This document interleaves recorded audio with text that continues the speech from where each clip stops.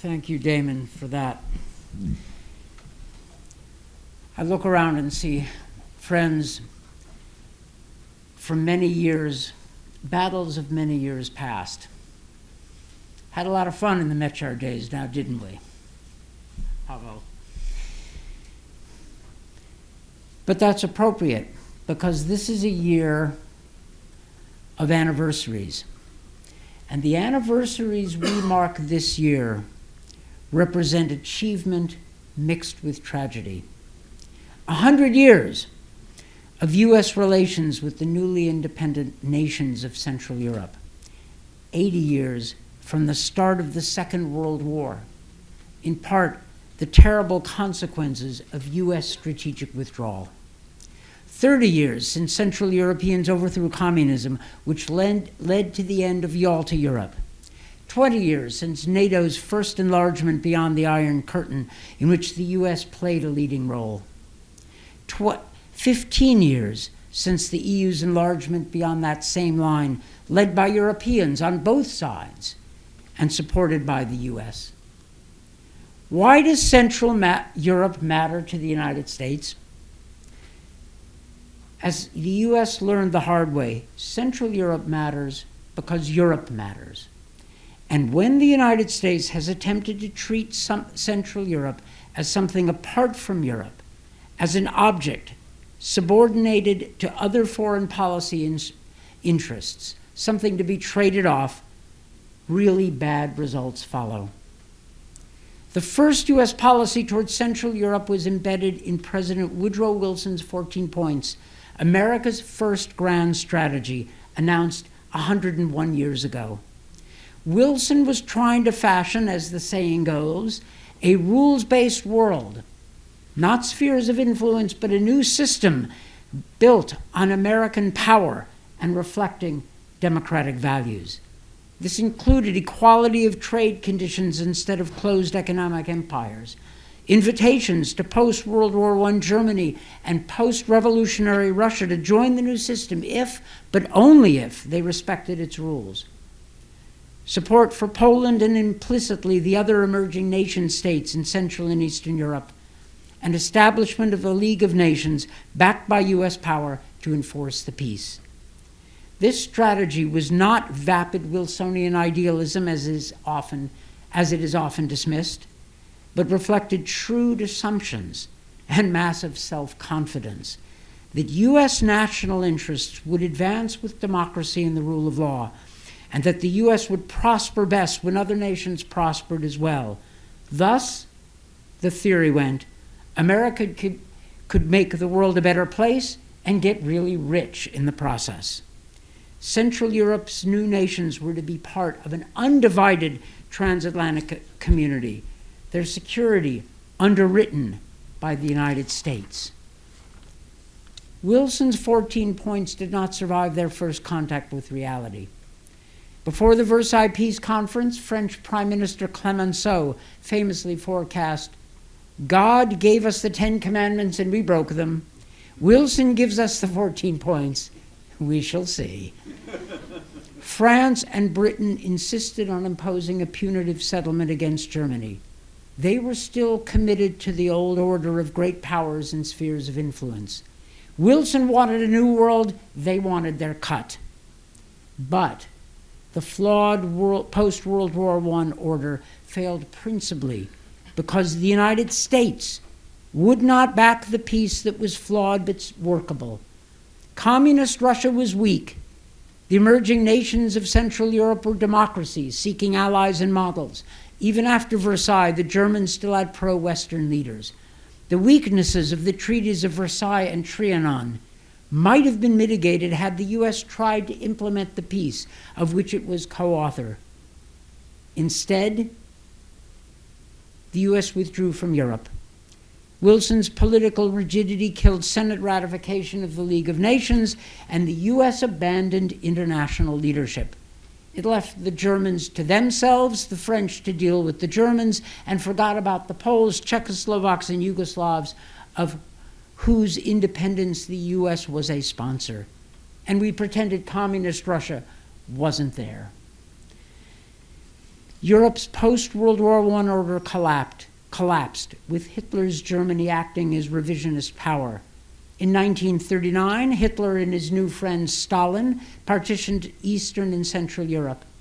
The Second World War was on, and Hitler was soon winning. The Americans, late, finally understood the folly of our withdrawal. Roosevelt's initial war aims recalled the 14 points. In August 1941, he and Churchill issued the Atlantic Charter, which essentially sought to apply the 14 points principles to a prospective post-World War II settlement, including an undivided free Europe. But the military reality of World War II, the consequence of earlier U.S. indifference to Europe, had stacked things against this vision. The Western powers needed Stalin to defeat Hitler. U.S. thinking about Central Europe started shifting, and not in a good way.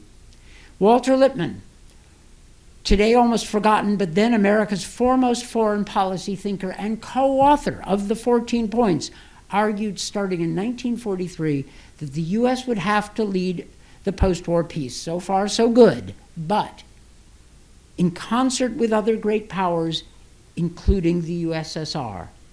Such was Lippmann's thinking.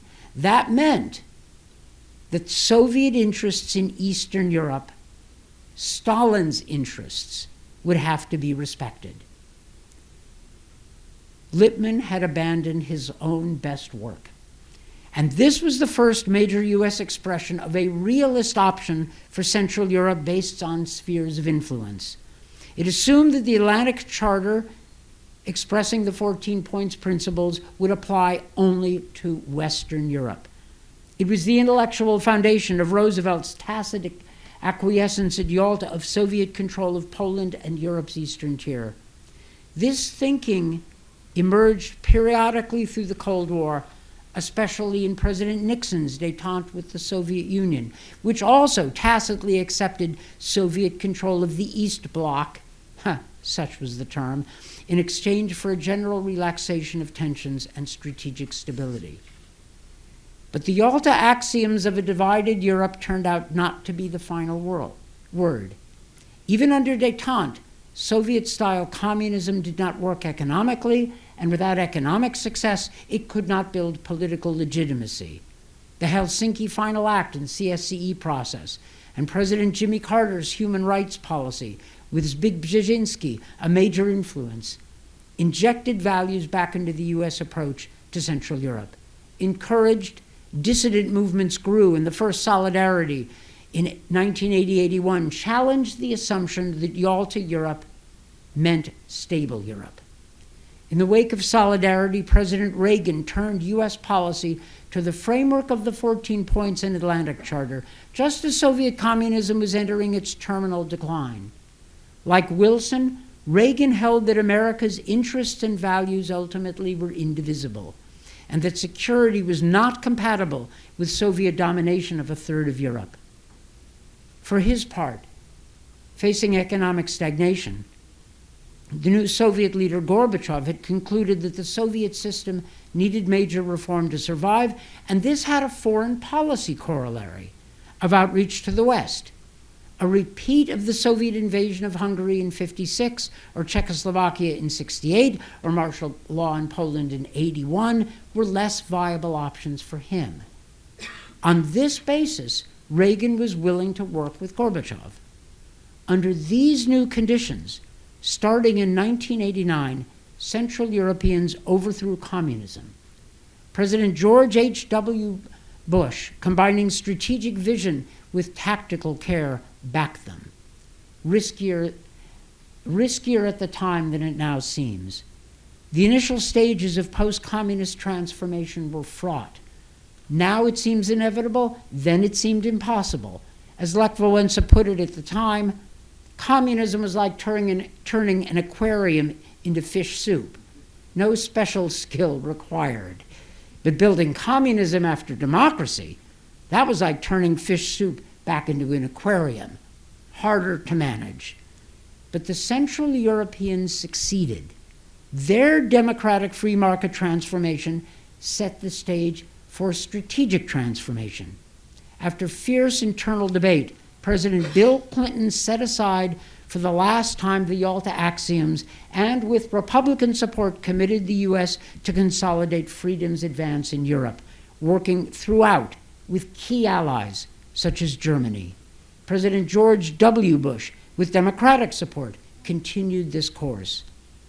Extending Europe whole, free, and at peace to Central Europe followed, through parallel NATO and EU enlargements. Though it remains a work in progress, as the Georgians and Ukrainians rightly point out, Central Europe's long and difficult road in the 20th century ended, as Polish dissident Adam Michnik once put it, like a Hollywood movie with an improbably happy ending. But this great achievement, a united Europe, including Central Europe, allied with the United States, forming the core of the world's democratic community, is now at risk, beset by emboldened authoritarians and doubts from within. This is true on both sides of the Atlantic and in all parts of Europe. Causes include economic stresses, unemployment and slow growth, especially in Europe, extreme and widening income disparities, especially in the United States, decline of traditional industries and the rise of new ones, generating new sets of relative winners and losers, and uneven benefits of trade. Issues of national identity are another source of internal stresses. This has been triggered by asylum seekers and would-be immigrants in the US from Latin America, in Europe from the Middle East and North Africa, and in the UK, concerns about immigration also seem to apply to people from Poland and others from the EU's eastern tier.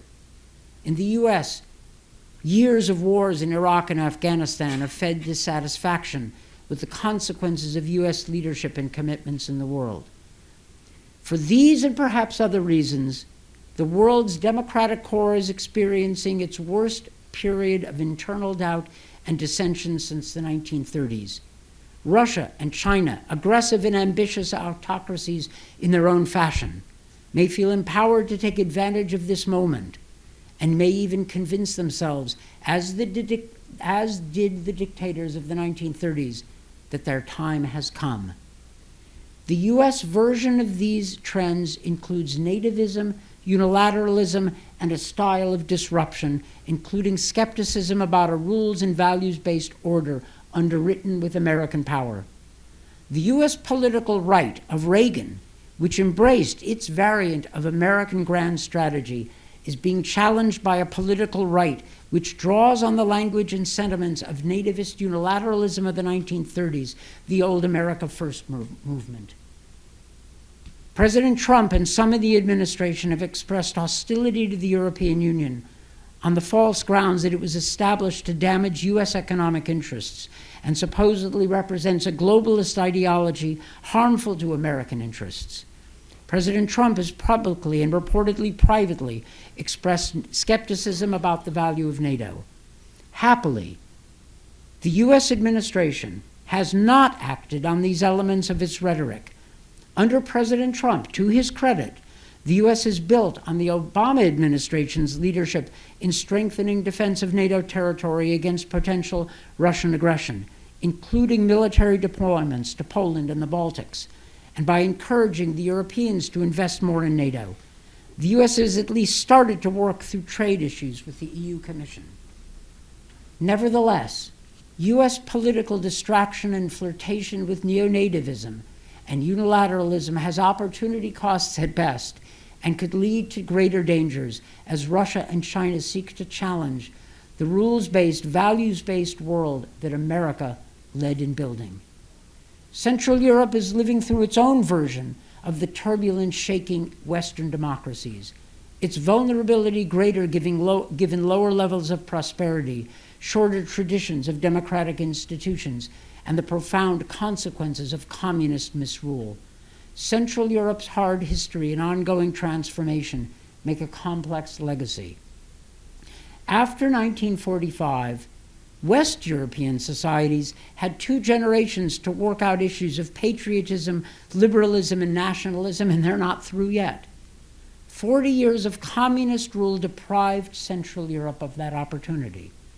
Under communism, Many Central Europeans carried within themselves frozen memories of their nations, cherished recollections of an idealized past. This memory helped them survive the Soviet narrative. And when the time came, Central Europeans overthrew communism in the name of democracy and the nation, a powerful combination. But democracy and the nation are not always the same thing. Having recovered national sovereignty after 1989, Central Europeans leapt to the European Union, where they were asked to accept its sometimes post-national culture and pooled sovereignty, and this was not what many of them thought they were signing up for. Moreover, the shock of even successful transition from communism was great. The benefits of economic transformation did not spread evenly. Almost all gained, but some gained much more than others. Big cities developed quickly. Provinces were sometimes forgotten. Many who were part of the old communist system prospered under the new, their earlier collaboration notwithstanding, adding to a feeling of injustice. Central Europe's political reaction against disruptive change shouldn't surprise anybody. The US, UK, France, and Germany are going through versions of political reaction in the face of stresses, so why not Hungary and Poland? Given their history, it's easy to understand why many Central Europeans are socially conservative, protective of national sovereignty, and defensive about national values often interpreted in a conservative light.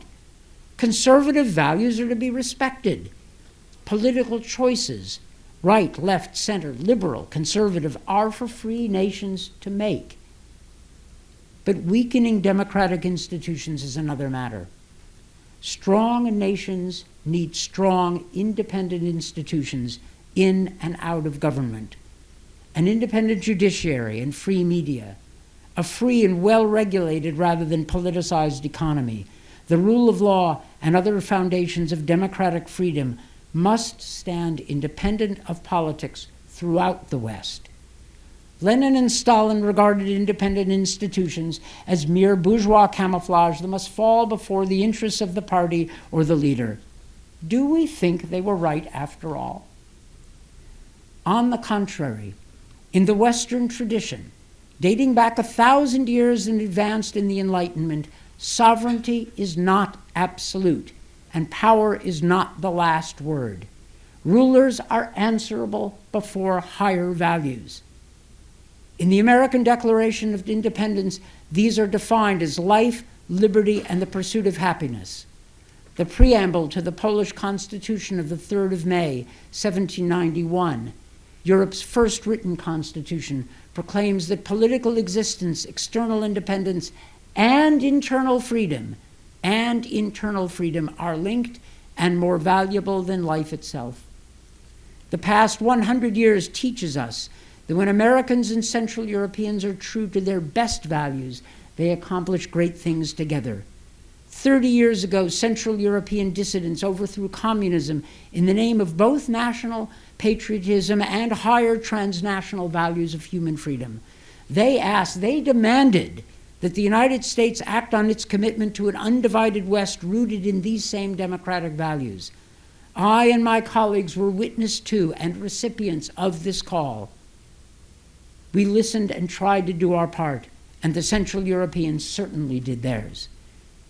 Having succeeded, the United States began to think that its work in Central Europe was done.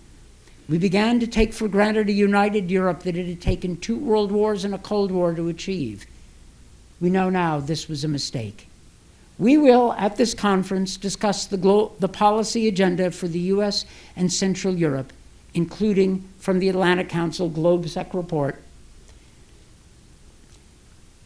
But there are overarching tasks that must guide us. The United States needs to show up, remembering that its stake in Central Europe is part of its overall interests in a united Europe. We Americans must never again treat Central Europe as an object to be traded, nor as an instrument of wedge driving or leverage. Instead, we should remember the lesson from Wilson and Reagan, that values ultimately have power when we mean it. Central Europe, for its part, needs to step up, remembering how the power of its commitment to democracy changed the world, and brought prosperity, security, and national freedom to Central Europe and all of Europe. Central Europe became history's maker, not its object, and can do so again. And I hope that this conference will help show the way. Thank you.